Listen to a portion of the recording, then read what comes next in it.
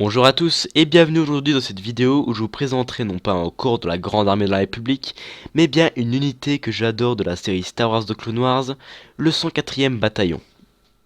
In my book, experience outranks everything.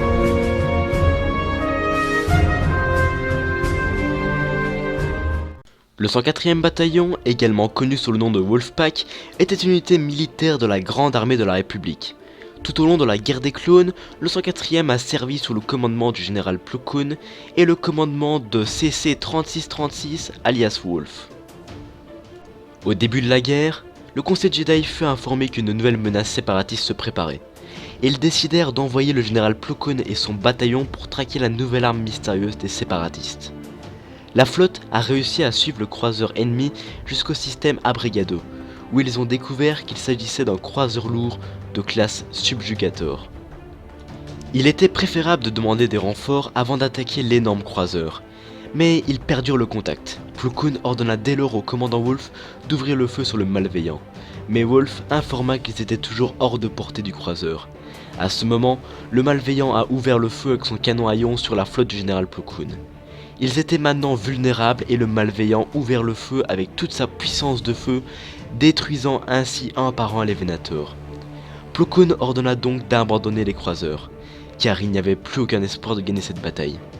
Quand la flotte a été détruite, le général Grievous a déployé des unités pour traquer les derniers survivants. Peu de temps après, le général Skywalker et le commandant Thanos sont arrivés secourir les derniers survivants de cette bataille. Le général Plo Koon, Thinker, Boost et Wolf. Après avoir fui le système, ils ont pu rapporter l'information de cette nouvelle arme au Conseil Jedi.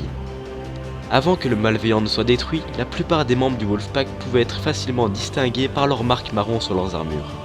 Après la destruction du malveillant, les soldats sont passés sur des peintures grises jusqu'à la fin de la guerre.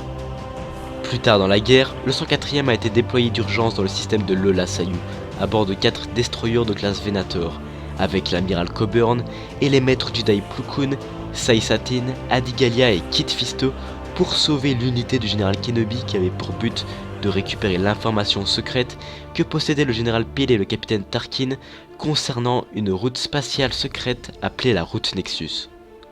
Après le sauvetage de Lola Sayu, le 104e fut renvoyé sur Felucia avec les généraux Plo Koon et Skywalker. Ils ont utilisé l'aide des divisions de chars républicains et des éclaireurs feluciens pour attaquer un avant-poste séparatiste qui venait de recevoir des renforts par le général Grievous. Plus tard dans la guerre, une partie du 104e bataillon a été envoyée sur Aline avec C3PO et R2D2 dans le cadre d'un secours humanitaire. Bien qu'ils aient été accueillis avec enthousiasme par le peuple local, le bataillon était impatient de retourner sur les lignes de front, ce qui rendit Wolf confus et contrarié lorsque les indigènes lui demandèrent de remettre la paix sur leur monde.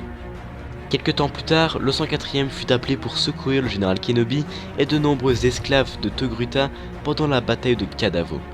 Ils utilisèrent plusieurs câbles d'ascension et des jetpacks pour sortir les Togrutanes qui s'étaient pris au piège. En -19, le 104e fut envoyé sur la lune désolée d'Obadia, où ils ont aidé le maître Plo Koon à trouver le crash de la navette de Sifo Dyas. Selon les instructions du général, ils ont ramené tous les débris sans trop de soucis sur Coruscant. Si maintenant on peut résumer le rôle du 104e bataillon durant la guerre des clones, on peut dire qu'il a toujours joué un rôle secondaire d'appui, mais capital pour la victoire de la République sur les différents fronts.